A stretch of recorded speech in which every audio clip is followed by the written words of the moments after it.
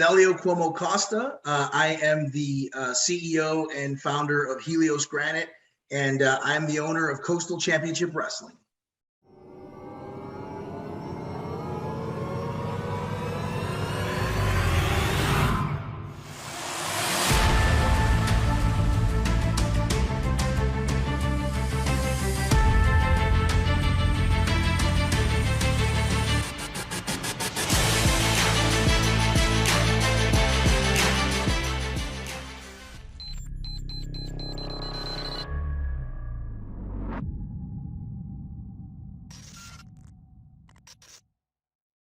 Hey, it's Kellen, and today on Diversified Game, I have Nelio, who he is the Vince McMahon to me right now in Florida.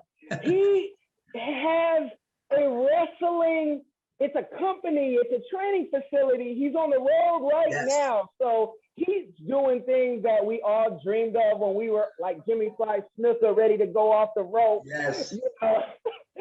Welcome to the show, brother. I'm gonna have. Thank you so much. I love to hear it. I'm the Vince McMahon of Florida. I can't even believe that. I've never been called that. I don't like it when people sneeze in front of me. I'm completely insane, so it makes sense. You know, I'm gonna be. But when I'm 70, what is Vince, like 73 years old? I'm gonna be crazier than him. So I appreciate that. And in good health, like he is, and still be able to, you know, I mean, that's what I aspire to be. Like, what are you eating? What are you doing? That's what I want to know. I love it. Well, it's so funny you say that, because like, yeah, he was in the cover of Health and Fitness when he was 70 years old, and he works out all night and that type of stuff. So yeah, that's a huge reason why I'm sure, you know, he never stopped working. He's a billionaire. So yeah, good on him. When I'm 70, I want to be alive, let alone on the cover of Health and Fitness, you know? Well, I gotta have you tell us. You know, you created Coastal Championship Wrestling. Well, no, so that was the thing. So, CCW was started 18 years ago. Okay. Okay. So, 10 years ago, 11 years ago, started there to train as a wrestler and to work as a wrestler, and it was a small independent company. And then 4 years ago, now, it was basically a very small training facility, and they would run a show every 3-4 months, you know, as a normal thing. And now we run a show every weekend. We have a huge training facility, and we changed to become what we call the last territory. You know what I mean? So it wasn't from scratch, because there's a lot of intellectual property. There's a lot of history with CCW, and I felt that it was very stagnant, and I felt like it could become great again. And we've made CCW great again over the last couple of years. But I did found in 2014 my Granite company. We're talking about Diversified Game here, Helios Granite. So we have multiple locations throughout the East Coast. I founded that from scratch. It's basically my name with an H in front of it. So it's one of those things that was like my baby, but it helps because it helps to push my true passion and which is professional wrestling, which has become a crazy business. Like like I said, we're running shows every weekend. We run shows, sometimes 2 shows on a weekend, all that type of stuff. So it's just one of those crazy things that has changed, the way that things are going. Well, I'm sure people said you're crazy to get into wrestling. Where's the money? If you had any support, shout them out. But now that you got it all together, and the best is yet to come, what has the journey been like to start with? Because I'm sure it was expensive, tiresome. Give us the game. Well, it's a lot of sweat equity. People don't understand that when it comes to we own 6 wrestling rings that we use in terms of rentals and training and shows. So that's expensive. We have box trucks, a lot of stuff that we've amassed now.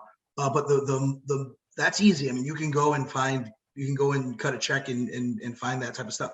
The hard part is really like the amount of organization and the amount of effort, dealing with the right talents, getting the right talents in the right place, hiring new talent, getting someone like he's really, I call him the president of wrestling operations for us now.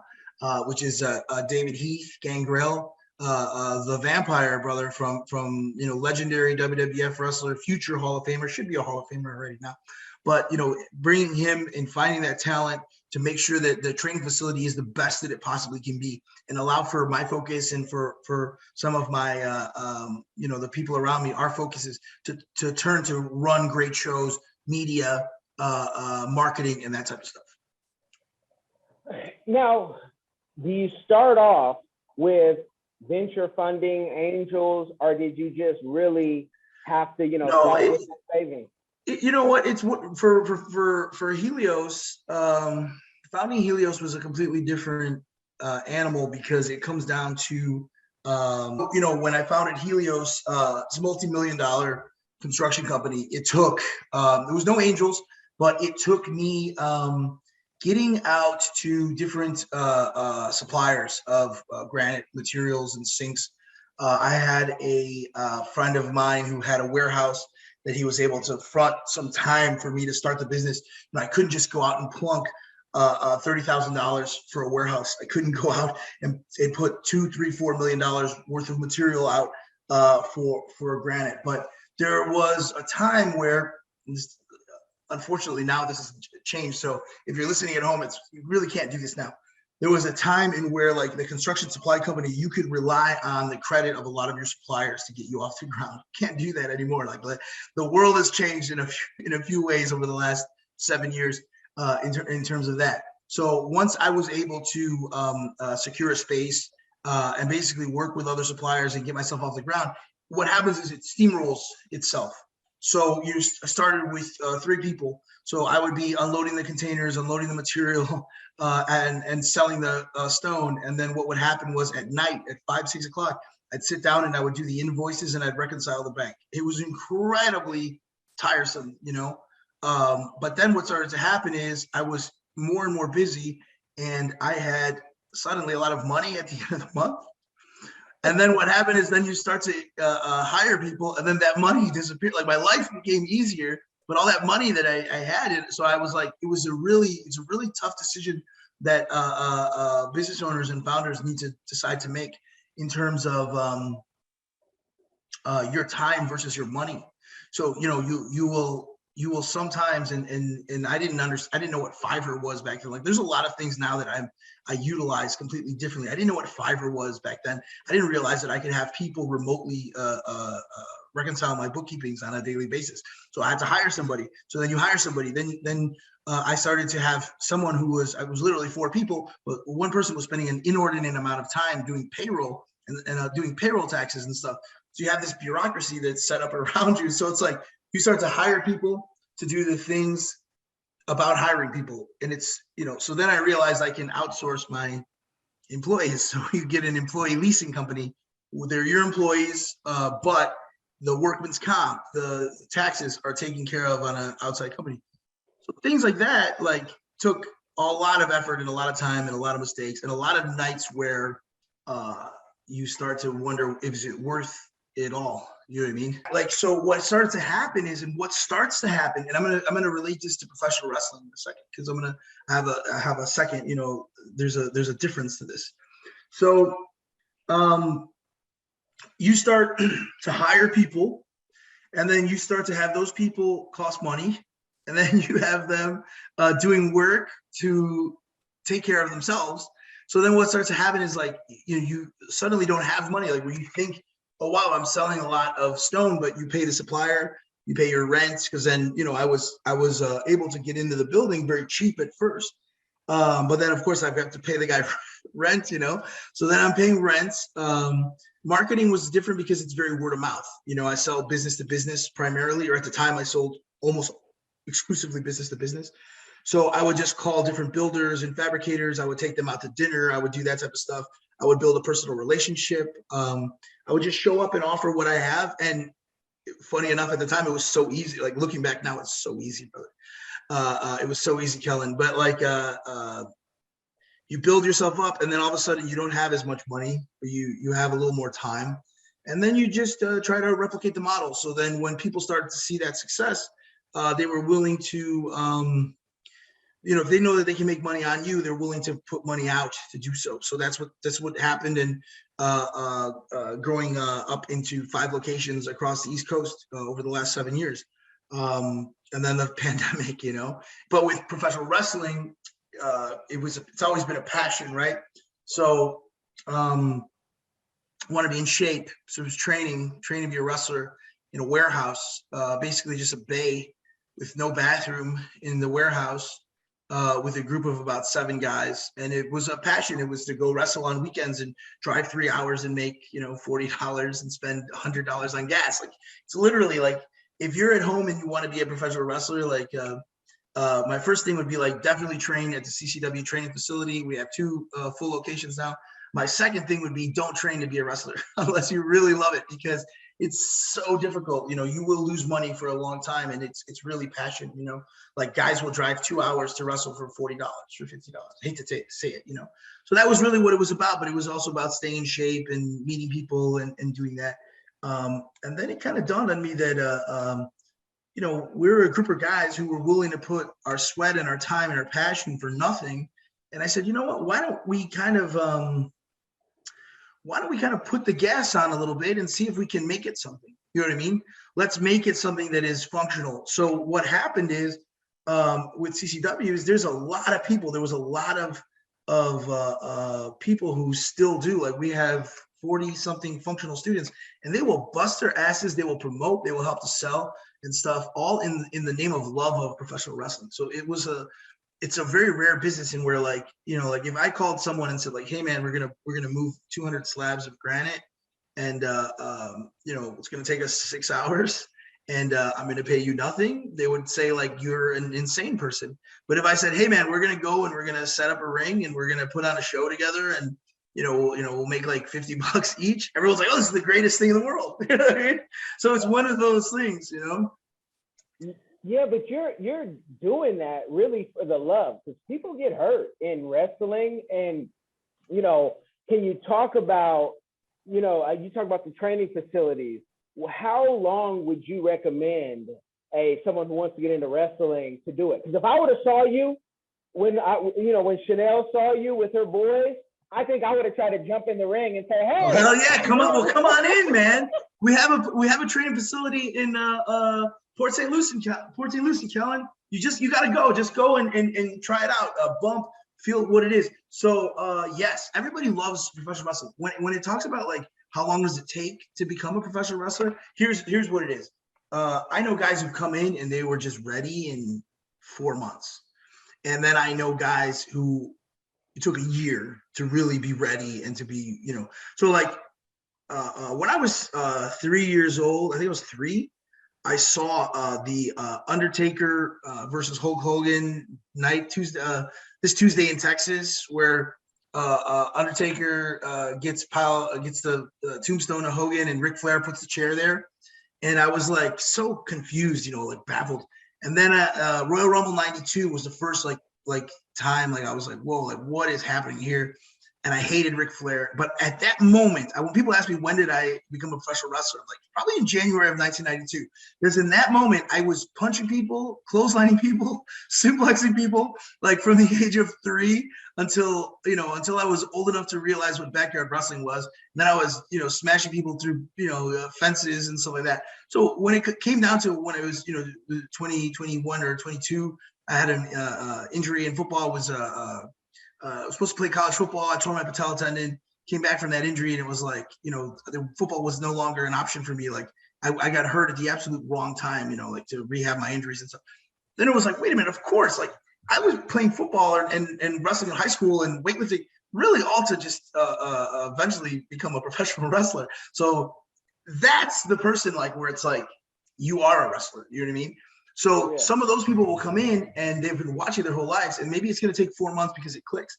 But sometimes there's a lot of people coming in who are athletes, ex-college football players, just, and they don't even watch wrestling, and they're giving you a shot. So I'm gonna use Gangrel.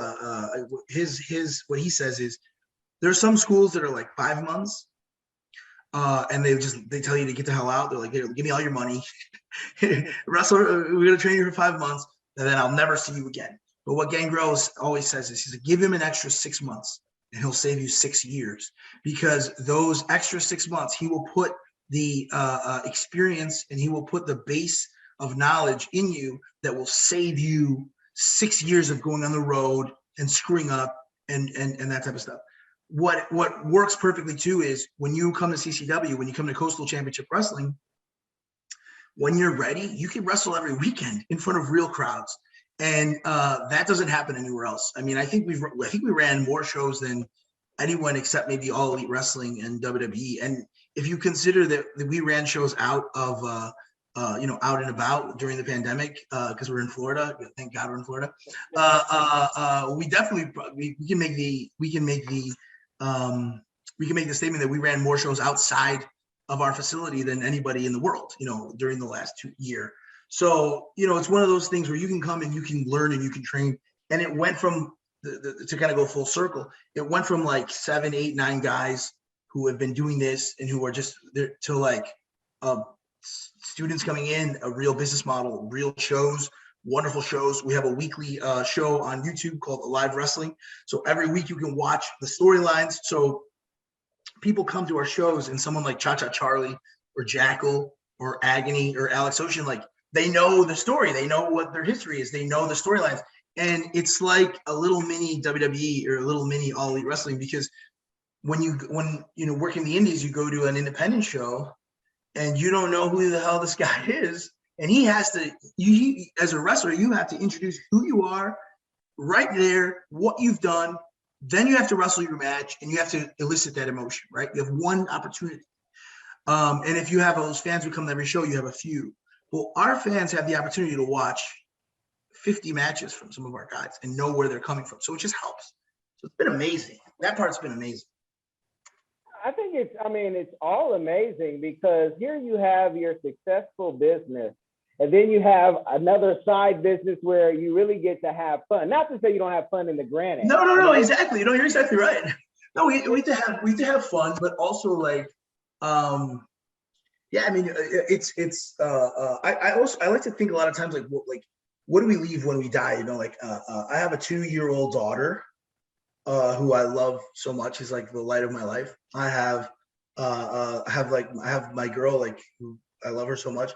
And I think the Granite, or you build a house, but my grandkids will be able to watch hundreds and hundreds of matches online of their grandfather, and they can show we had a couple crazy matches. Like, I wrestled Vince Steele, a 480-pound Vince Steele, in a huge match in front of like 600 and something people at this brewery, and everybody screaming, clips of people on their feet. And like, I really like, it's cool. It's really cool when it happens. When it was just a perfect moment. Like when me and Vince like squared off. I'll send you the clip, but like when we actually turned to each other, and like I had to keep telling myself, because my heart was beating so fast, like, slow down. And I swear it felt like I was floating.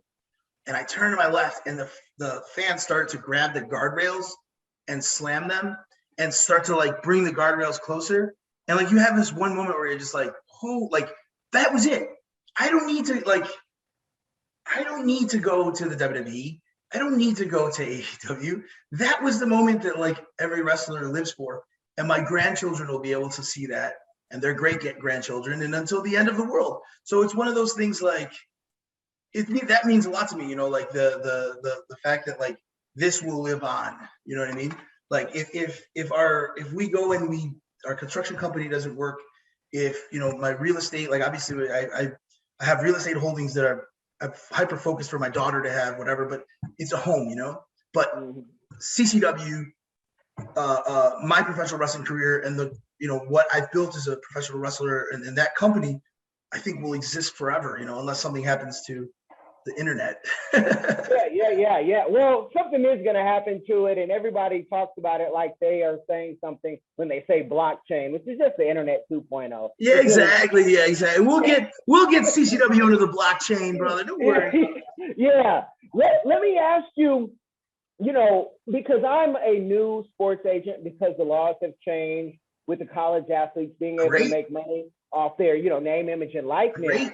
have you guys looked into maybe going to the colleges and saying, hey, you guys want to wrestle? And here it is. You know, here's an opportunity. That's a great question. So WWE NXT has gotten some recent releases. And these are guys who were trained 2 years, 3 years at WWE by, you know, Robbie Brookside and all of the like most some of the best trainers in the world. These guys are supreme athletes, wrestlers, amateur wrestling champions. You know, we had Cam Jackson, Denzel DeJournette in college, who was a supreme athlete, went to WWE, whatever the reason is, didn't work out. And he searched us out because he saw what we were doing. He was just like, this is wild. Like, he's like, I can wrestle in Florida every weekend in front of people. He's like, this is, you know, what he always wanted to do. He never got to the level where he was on TV every week. So he's like, I can just go and do this. What I realized too, just having that out there, we had a gentleman who was a defensive end from the Miami Hurricanes who was drafted, I believe, and then he was cut in training camp from some team. And he called me and he says, what do I have to do? And I said, just show up and, you know, Monday through Thursday, show up and we will train you and we will do something with you. So Kellen, it's crazy because we've become a destination, but I never went and sought those people out. That's something that is absolutely the case because 8 out of the 10 guys who come into the school to learn to wrestle is because they love professional wrestling. But the truth of the matter is, if you look at a defensive end who plays at University of Miami, and you look at a guy who loves wrestling, like, look, I'm 330 pounds. I'm 6'1". I played football and stuff like that. But then I'll see a guy like 6'4", 300 pounds.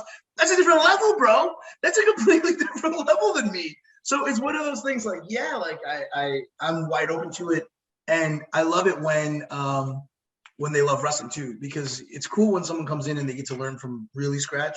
But when they have like, when you can tell someone loves Steve Austin and The Rock and Bret Hart and Shawn Michaels and Ric Flair, it's just so much more fun.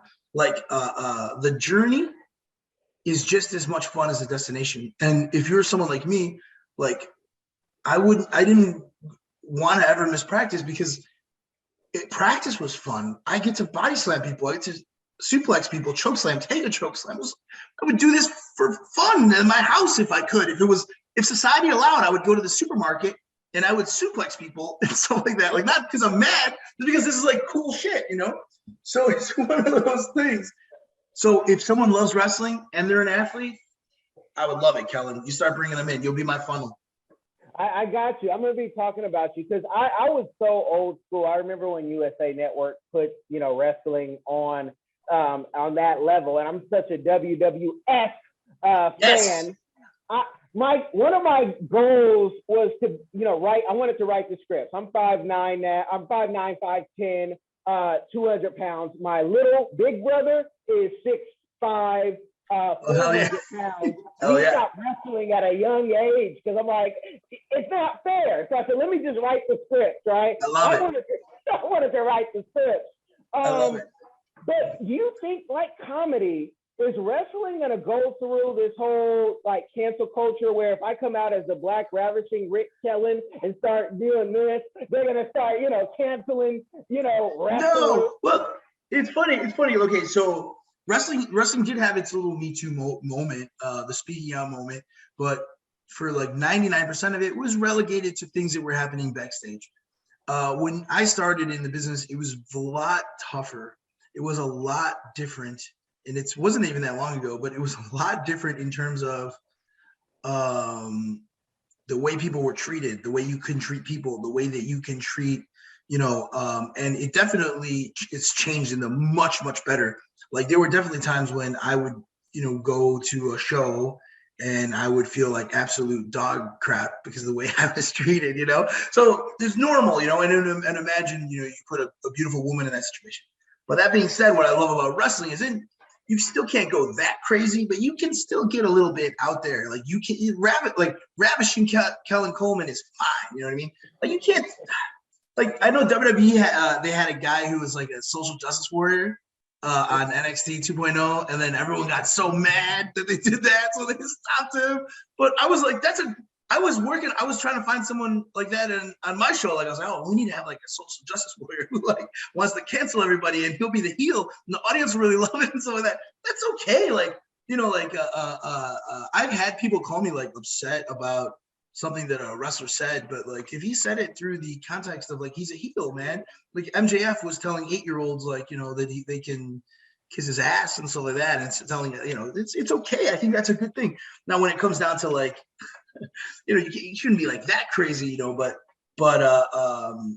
no, you won't get canceled if you get some real heat, you just don't, there's some lines in terms of like racism and sexism you shouldn't cross as a heel even anymore. But I think that's, everything else is up for grabs, Undertaker was dead. He was going to kill Vince McMahon's daughter. I mean, that's pretty brutal. Remember, he was going to like drink her blood or marry her or something like that. I think you could do that story. Well, I'm glad that you think that, because I tell people, I said, I don't think even the Mountie and the Big Boss Man could fight right now. No, I think they can. They can. Because I was literally thinking like, we gotta have a heel cop. We just have to have a heel cop. They're the heels right now. So they're the heels. So let's do the heel cop, and then you can have real cops who are upset at that, like shoot cops, like real cops as in like shoot and work, like you have actual people who work as police officers. They should boo that guy, right? I mean, they shouldn't be cheering that guy. So like you can have to find good guys and bad guys, you watch like Dateline, NBC, and you watch the news, and there's plenty of real life heels, like even the WWE still does the like, oh, that guy's from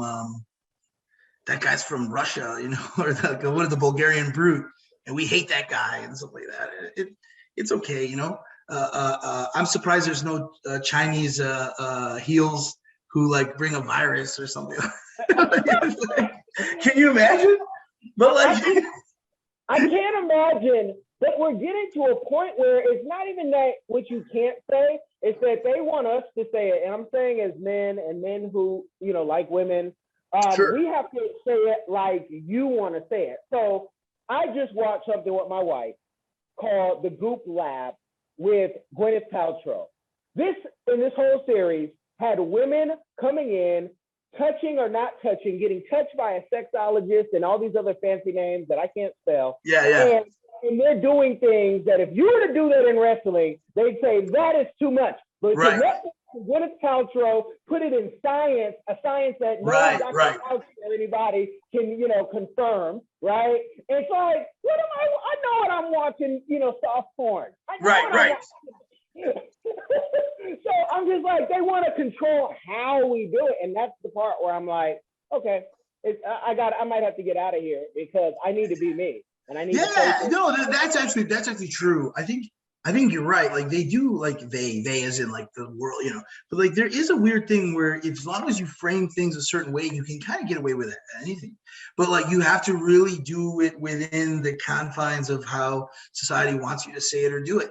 Like, like I love wrestling fans. I love like society in a whole. Like I love like the most fun thing to do is to wrestle in front of kids, but there's a time and a place to do like crazy stuff. Like we have certain audiences that are 21 and over and they get very drunk and they expect us to get wild and bloody and that type of stuff. And there is a time and a place for that, and maybe that's the time to do that. And then there's a time to do like when there's a bunch of kids out there, do a real simple heel, simple baby face, everybody's happy and you move forward.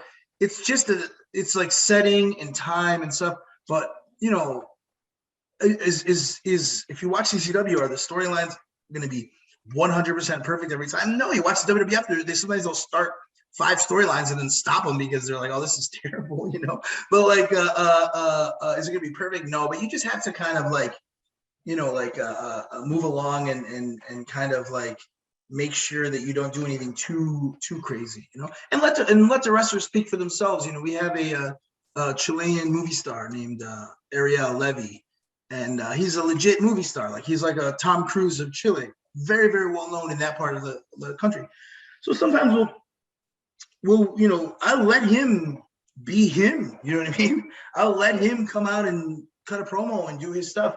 And if he's gonna say, I mean, if he's gonna say something completely insane or like something that's gonna get the company in trouble, I'm gonna be like, hey, bro, like, don't do that. It's stupid. But I would also want him to flex his creative wings a little bit, and some of the guys. And has there been a time when someone gives me an idea and then I'll literally be watching it happening. I'm like, what are we doing? This is horrible. Yes, it'll happen. But mistakes are made. Like if you like you said, like you want to make a movie or write a book. There are things that I did art-wise years ago that I look back and say like, oh, that was really dumb or that was really stupid. But you just got to keep rolling with it and hoping that society can continue to change like it will, and that it's fun to watch. Okay. And in this Me Too movement you were talking about, and we're talking about wrestlers, it was a lot of the women who got caught up with, some people got fired for creating an OnlyFans account. And, oh, that's right.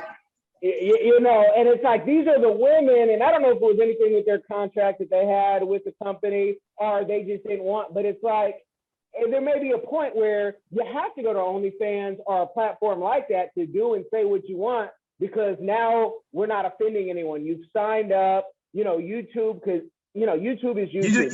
YouTube can cut you off. Yeah, I mean any major platform, like, and you're exactly right. I always laugh because female wrestlers in particular, they have so many outlets for like merchandise, OnlyFans, and that type of stuff, and even like risque, like you have to be like fully nude and that type of stuff. And a company like I think it was WWE just cut all third party. They didn't want to even deal with it. They just okay, you can't have a Twitch. You can't have an OnlyFans. Like they didn't want to get in a situation where they even cut. And I think one of the reasons why a couple of the bigger stars got fired were they cut some of their like sponsorships. Like there was a weightlifting sponsorship that I know that one of their guys was like making good money, and then WWE cut it, and he got upset, and they ended up firing him. So it's like one of those things where it's like, it's good actually for a company like me because there's nothing for us to stop. If a wrestler wants to do an OnlyFans or if they want to get sponsored by a supplement company or we are working currently with Redcon One in Boca Raton. They're a huge supplement company. They're freaking awesome. They have a lot of stuff for the guys, and then some of our wrestlers are we call them like tier operators for them. So it's good. I mean, for me, it's good because it promotes CCW. We're cool with the Redcon people. It helps Redcon, and it gets our name out there. But I think WWE or bigger companies want to control that. And when it comes to OnlyFans, it's really the same premise. If a girl has a huge following because or a guy, Ariel Levy, my tag team partner, has an OnlyFans. And I'm like, dude, if you could just show a little bit more, like he only shows like pubic hair. I'm like, just go a little lower, you make like 10 times more money, dude. But like a guy or girl, and they're bringing that audience. I mean, I don't think it's a problem. Now, like if for instance they're known primarily for that audience, I think Triple H was talking about how like China, if you Google China, he was worried like what his daughter would see or something like that. I could see like it's like, oh, that's a for the kids, but for the most part, no. I mean, it is what it is. And there was a girl, CCW. She was a giant, and she was had I guess a contract for WWE, and it came out that I guess there was some softcore stuff that she had done in the past. They passed on her. You know what I mean? So it can affect your future, but that's also their future is theirs. They can do whatever they want with it. You know what I mean? Wow, that's interesting. That they passed because of that. With people play, hey, I want freedom, but until you do this, and then you don't have. Yeah, it's true. It's double edged, man. Yeah. Let me ask. You have a successful company. You got a successful. I don't even want to call it your side passion. It's your passion. CCW is a company, man. No, it's a company, but it's the fact that you're doing Marvel, and most people never even get to touch Marvel in their real life. Right. They're like, oh, it's Marvel, it's so expensive. And I wish you'd write a book on that, how you got into that from your school. You did go to school, folks. It wasn't just coming out of nowhere. Yeah, no, of course. Yeah. I went to school to be an attorney, though. I always thought I was going to be a lawyer or I was going to be like a dirty politician, And then when you start doing it, I started interning at an office lobbyist office in Springfield, Illinois, and I'm like, this is the worst thing to ever exist. Like, this is horrible, you know? Like, politicians, they're just begging for money and begging people for stuff. It's a very strange thing. So, and they're all dirty. They're all the worst. Every politician is the worst. So it was just, you know, but I did have some sort of base to go on, and then I learned that I mean, it was always in the sales and stuff. I learned how to sell stuff, and then once you start good at sales, you start looking for big ticket items to sell, because then you can sell one thing. Like realtors who sell $10 million houses can sell one and then go to Mexico for a while. You know what I mean? Why Granite though? What was so, you know, big? I had some experience in a young age. I'm Brazilian, so Granite was opening in Brazil in the 90s. All Granite used to come from Brazil to Italy, and then it would be Italian companies would block the Granite. They would turn it into a block. They'd put it on a container, send it to Italy. Then Italy would process the slabs. I know this is incredibly boring, but they'd process the slabs, and then they would send it all over the world, and it was incredibly expensive. And then I was a Brazilian, and what happened was there was a bit of like a gold rush, because Brazil realized that they could buy the processing saws in Brazil, not in Brazil. They'd have to import the saws.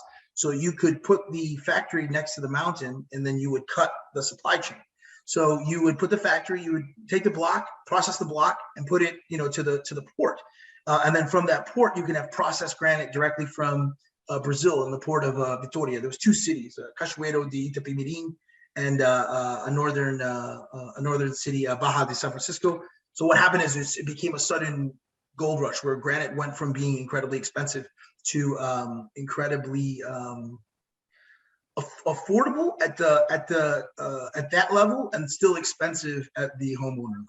So that's when you can make a business. You know, when you can procure something at a cost and still sell it at a high cost, you know, all of a sudden that's when real sales happen. You know what I mean? Unfortunately, over the last, you know, in my time in the business, like the profits just shrunk like a maniac. You know what I mean? It's not like what it used to be, but it's still good. It's still fun.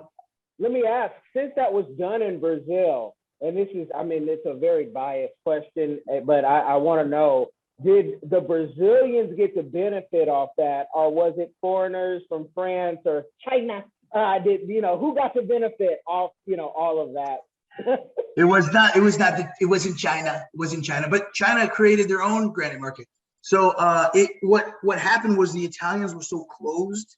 So like it was billionaires in Italy, still people who are still in the business, Antolini's, Marcolini in northeastern Italy. I've had meetings, I've had dinner with those guys. So they were the ones that were so closed off from anywhere else, because Italian marble and Greek marble, due to the Roman Empire, they had the earliest advancements of it. So they knew what to do. So when they realized there's a fault, a land fault line in Brazil that cut from the northeast down to the southwest. So one day, Brazil might just cut in half, California and everything. But the actual fault line coming together created something to the effect of like 300 to 400 different styles and colors of granite and marble. Where in Italy, it was like, okay, would you like this gray, or do you like this off gray? So all of a sudden, you have blue, you have green, you have this is called sodalite. So you see those blues. You see some of these, you have semi-precious stones, you have all types of materials, and it's all in this like close proximity of, you know, close as in like one country. So what started to happen was the Italians were like, oh, we can't let those guys make that, you know, we'll just go and take the whole market, you know? So Brazil is a very difficult country to do business in. And what happened was the Brazilian politicians were easily paid off to make sure that it was incredibly difficult to make the material and to process the material. When that happened, it did become all Brazilians. I've had lunch and dinner with multi-millionaires who just so happened. A great story is a Black St. Gabriel. It's not a very popular color now, but the guy was basically like a truck driver, a CDL guy, never went to school. And his father or grandfather fought for the Brazilian army in their small regiment in World War II. And the Brazilian government couldn't pay the guys who fought in the army, so they gave them land, but they gave them land that was useless. You know, like Brazil's a huge country and no one wanted the land. Like you couldn't do anything with it. And then that happened to have a very nice, beautiful black granite in. And then now he has a huge mansion with his outdoor pool, and he's the nicest guy in the world. And I'll always remember it was in his pool and we're eating and we're laughing. And he's like, "Oh, I did the coolest thing." And he came and he had a big bottle with a snake, this poisonous snake, and there was a stick through the snake's head. And he goes, "Look, guys, I saw this poisonous snake out, and I killed it myself," or whatever. And we all just were looking at it on the table, and I was like, "What is going on right now?" So it turned out like those are the guys who benefited, you know, like, and that's good. I think it's great, you know, and because those guys are great to do business with. And in comparison, when you walk into a big company and they're like, "Who are you?" And we don't care who you are. These are guys who are like, "Oh, you're Brazilian? I'm Brazilian. Come, like, sit down, you know, meet my daughter, meet my wife," you know. So it's one of those type of like it's really cool in a good way. That's all changed, unfortunately, or is changing, unfortunately, fortunately or unfortunately. But it was. I mean, I should write a book about the granite business because it is incredibly. There's some incredibly interesting things that have happened, you know, good and bad, like in the granite business, and you meet people like that, you know. So Brazilians got the jump, but now it's over. Yeah, if not you, who? And I think that will inspire, because I mean, I went to school, paid Sally Mae her, you know, 100K. Yes. But I've also had a trucking company, and I say that trucking money is serious. And I tell people, you know, hey, you can really, you know, start. You don't have to go to school for whatever school is now. It's totally changed. The college system is breaking apart. I mean, our financial system has already broken apart.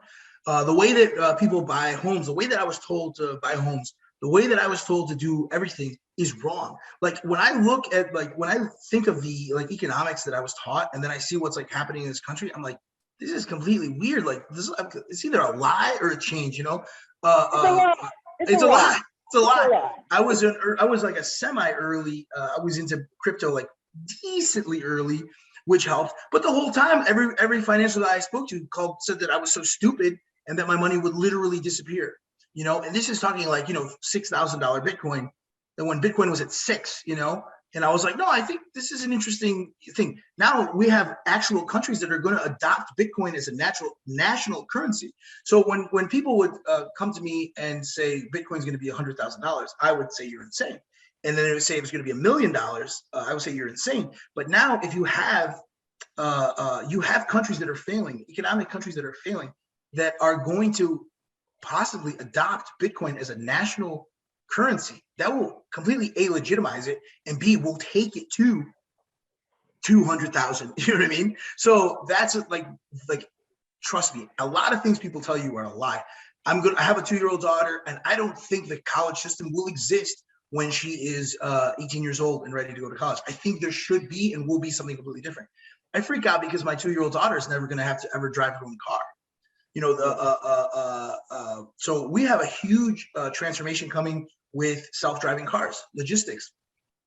22% of the labor in this country, something like that, is driving.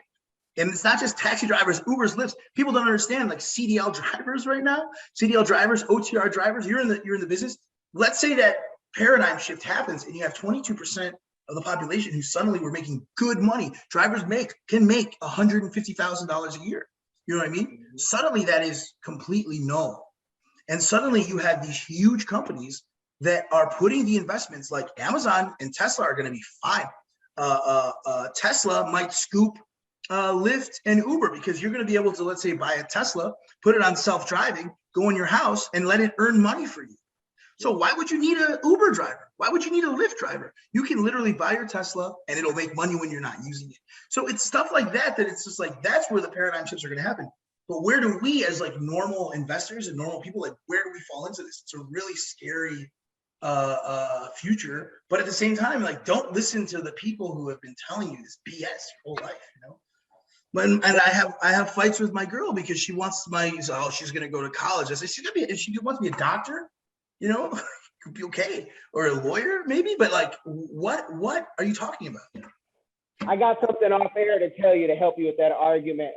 I would share it with the world, but then it would, it's something personal, and I'm going to tell you something. But tell me after, yes. I'll tell you after. But you guys pick up the future is faster than you think if you're not privy to any of this type of talk. I try if it's your first time listening, because this is the type of stuff that we like to talk about. I want to know, with all the success that you had, what is a community give back that you are doing or that you would like to do in the future? That is so awesome. I'm so glad that you said that. We do a toy drive called Cole's Toy Drive. And we had, me and my wife, we had a situation, my God, it's like 4 years ago, where we carried our son to term. And unfortunately, he didn't make it during the birth, you know. So we go to, it started with just one children's shelter in Florida. We realized that they were housing a lot of the kids at the border who were abandoned and they were unable to find their family. They were sent to this house. It's called His House in Miami Gardens. So at first it was like, listen, let's just get as many toys as possible. Our friends would give us toys, whatever, and we sent it right to His House. And we came there and we gave it to the kids. And now what happened is we had so many toys over the last 2 years, we've spread it out to 4 or 5 different facilities throughout South Florida. So that's one of the ways that I like to give back. We also have Florida Epilepsy, and We Will Overcome. This Sunday, we have a wrestler, Anna Diaz, who is struggling with epilepsy. So she is a warrior. I mean, she's had so much setbacks, but she's such a great wrestler. She's such a great, she's such a great role model for someone who decides not to quit. Like, she easily could just quit and say, I have epilepsy and this is not going to be for me. But she's running in conjunction to Coastal Championship Wrestling. We Will Overcome 2 this Sunday. So we work with Florida Epilepsy. All the proceeds just immediately go to the Florida Epilepsy. So then we have Cole's Kids, Cole's Drive, which I'll send you all the info as well to do that. But in terms of like other stuff, it's a strange thing because like charities are so difficult, you know? Like, you never know, right? Like, what were some of the stuff, like, what are you into, Kellen? Like, I never know, like, whenever people are like, oh, let's do this, I'm always really weary. Like, there's huge charities, when I see how much money is going to, like, like $400,000 to like some lady. Yeah. I'm like, wait, what's happening here? So like, what are some of the stuff that you like to do to give back, or like suggestions? Because I'm always looking for new stuff. Well, what I love to do is invest into people. And, you see things, and I tell people, I always ask to give that question, but you threw it back at me. I have individuals I might meet at orphanages. I might meet them even just in interviews. They might have a project, and we'll give to that, especially now. And this is me. This is not you saying this, but I grew up in the church. I understand the power of giving and tithing. But what happens when all the churches are closed and they're saying, hey, come out your house and stick it under the doorknob and under the door thing? What are you going to do with that money that I can't do myself? Right. So I say, I put it back on me. The book Extreme Ownership, written by 2 Navy SEALs. You guys haven't checked it out. No, Jocko Willink. Actually, I love Extreme Ownership. Go ahead. So yeah. So that's the stuff that I do. So I have some music even in Kenya. We're producing for a young man. We have some projects here in Florida and some schools and organizations that we want to give. And throughout my wife and I just moving around, there's some things we always support. Right. And I never put so much pressure on me to say, it's not my job to finance your whole everything. It's my job. So I'm giving, because if I'm not giving, I am being a very selfish person, and I'm not living if I'm not giving. It's just, 100%. Yeah, I gotta give. You gotta give. Same way you gotta hire people. You have that entrepreneur who you need to hire someone. You're not busy. You just need to hire more people, and you have the money to do it. But Right. you're thinking about your jet that you want to buy, or some Mercedes. And I'm not Grant Cardone. I'm going to always invest in people before I invest in some fancy jet so I can brag and talk Right. about my watch. And it's not that serious. I agree. I'm with you. Yeah. Yeah. And how weird is it with the pandemic? They're like close all the churches, but then like everything else was open. It was so strange, So it's weird times. Yeah.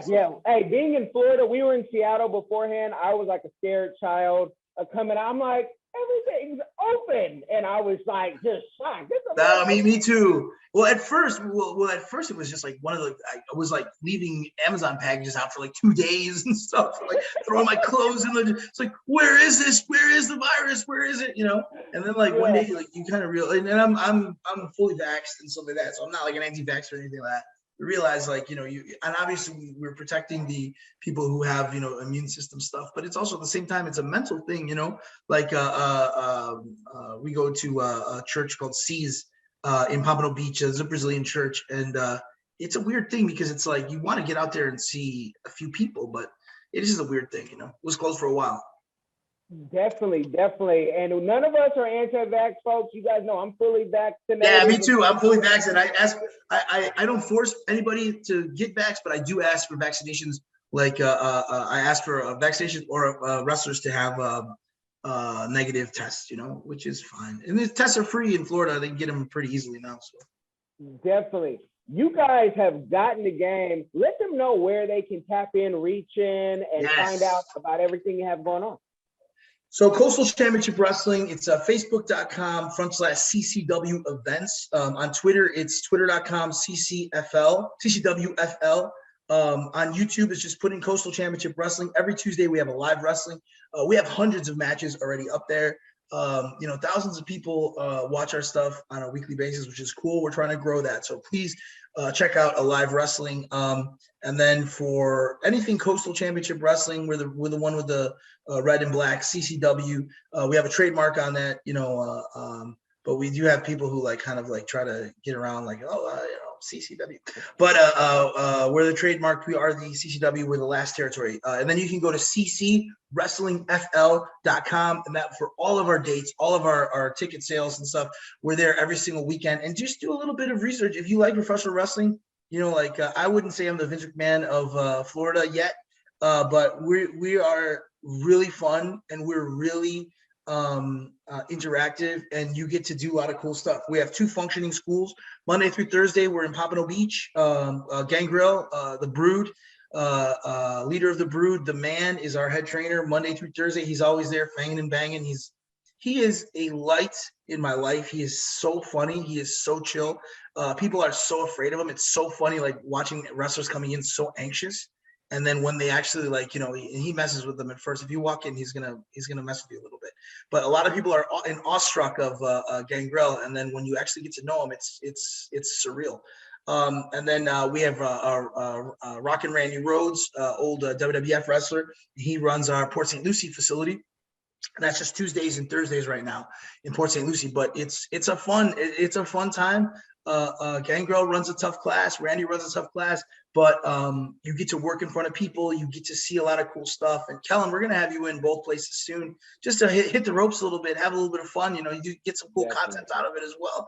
But yeah, we check out CCW, and then for just Helios Granite, we're mostly business to business, but a lot of times now it's completely different. You want to come and pick up a granite, you need a kitchen done, you just reach out to Helios Granite. You can email me at Nelio, that's NELIO at ccwrestlingfl.com, or Nelio, NELIO at Helios, HELIOS granite.com, and I'll at least get you in the right direction in terms of what you need in terms of projects done. I do a lot of direct containers, a lot of cut to size. If you have multi-unit projects, I have a full facility in Brazil now that I own with a partner there, a really funny guy. And what we'll do is we'll be able to completely manufacture your project in Brazil and then have it delivered to your door at a pretty incredible price. And that's, towards fabricators and builders and that type of stuff. So, you can get a hold of me if you're in the building business or whatever, and I'll at least get you in the right direction. If I can't help you, we'll figure it out. And if you love wrestling, come join us. Come down to South Florida. Subscribe to a live wrestling. Cole's Toy Drive. I'll have some information about that if you want to help out with some of the facilities, child facilities down in the South Florida and Central Florida area. You can hit me up, and then man, just Nelio Costa. If you ever want to reach out or whatever, spent a lot of time in Tennessee as well. I don't know, I love Florida, but I'm all over. So hit me up.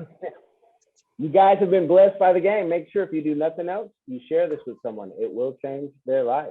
Hi guys, I'm Kai Gabiam from the Diaspora channel, a lover of Africa. If you love Africa as well and you would love to visit one day or to relocate to Africa, there is a course out there for you.